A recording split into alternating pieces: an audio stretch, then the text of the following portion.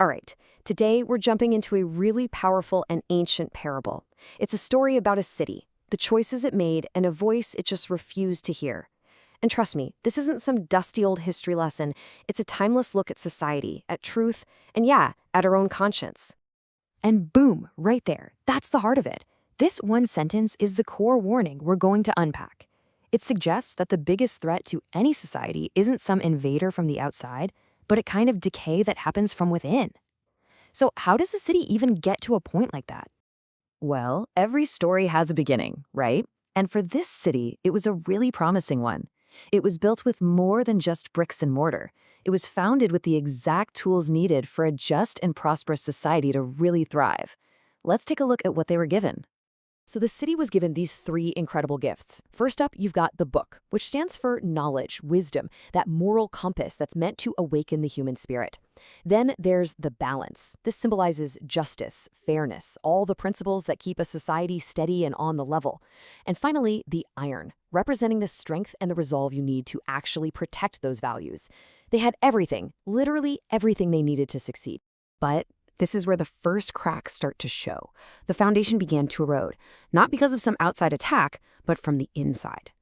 Hearts grew tangled. That suggests a loss of clarity, a confusion about right and wrong. Measures were bent. That points to a justice system that's no longer impartial. And mercy was sold? Wow. That means compassion wasn't a virtue anymore. It was a commodity you could buy. The whole foundation was starting to rot. So what happens when a society starts to lose its way like this? Usually, voices pop up to try and call it back. And that brings us to this huge turning point in the story, a moment where the city had to make a choice, faced a really difficult truth, or just sink deeper into a comfortable lie. One after another, messengers showed up, trying to bring back that clarity the city had lost. But how did the people react? Did they listen? Nope, they got hostile. They called the messengers a bad omen. And the reason why is so telling. The truth was bad for business. It disturbed their profits. It threatened the comfortable, predictable lives they had built. And this just nails the core conflict, doesn't it? On one side, you have clarity, which is tough. Sometimes it's painful, but it's the necessary truth. And on the other side, you have comfort, the easy, profitable, but ultimately fragile peace you get from just ignoring reality. Well, the city made its choice. It chose comfort. After the messengers were all turned away, the city got one final chance. And it didn't come from an army or a king. It came from a single, ordinary person. This man, he's the real heart of the story. He's like the last desperate cry of the city's own dying conscience. Picture this. He comes running from the farthest edge of the city. He's an outsider, a nobody.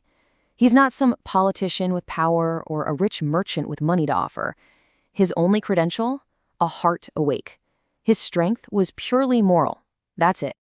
And this was his message. It wasn't some long, complicated argument. It was just a simple, profound question. He was trying to get them to remember where they came from and where they were all ultimately headed. He was just asking them to look past their daily business and their temporary comforts for just 1 second. And how did the city respond to this genuine, heartfelt plea? They silenced him. This is the point of no return. They actually believed that by getting rid of the voice of conscience, they could get rid of the problem itself. They thought silence would save their comfortable world. The contrast here is just stunning. For his stand, his fate is immediate paradise. But what's his first thought? Is it revenge? Nope. It's a wish for the very people who just silenced him. If only my people knew, he says, wishing they could understand the forgiveness he's already received. I mean, that's an incredible level of mercy, especially in the face of total rejection.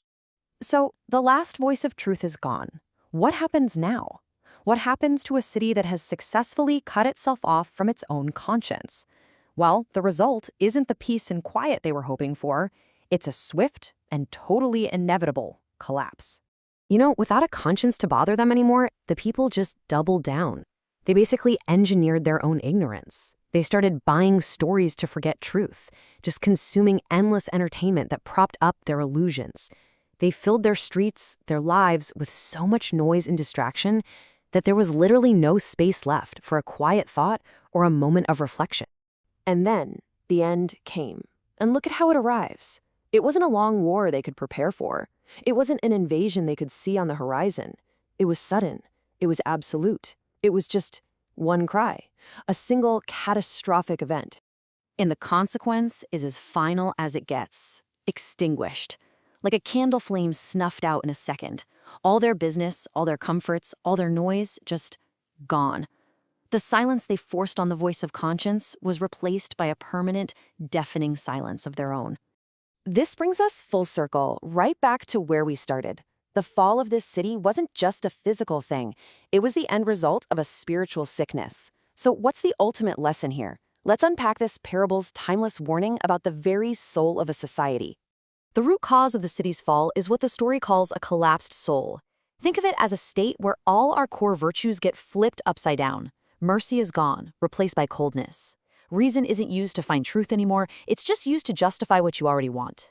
And power isn't there to protect the innocent, it's there to enforce injustice. That internal collapse is what always comes before the external one. So how does a whole society get to that point? It happens through millions of tiny, everyday choices. It happens when people collectively decide to trade their precious attention for cheap illusions. And it happens when a society gets so caught up in the noise and the busyness that it actually starts to mistake all that distraction for a meaningful life. So the parable leaves us with this final, stark choice between two paths. There's the path of the city, the path of those who killed their conscience. That road leads to collapse, to being extinguished. But then there's the path of the man who came running, the path of those who guard the soul and stand for truth. And that leads to preservation, to being honored, even if you have to stand all alone. And that brings this ancient question crashing right into our world, right now. We live in an age with more noise, more distraction, and more competing stories than ever before in human history. So the parable asks us, in the middle of all of this, have we left any space in our societies and in our own lives for that quiet, sometimes uncomfortable, but absolutely essential voice of conscience? That's the thought I'll leave you with.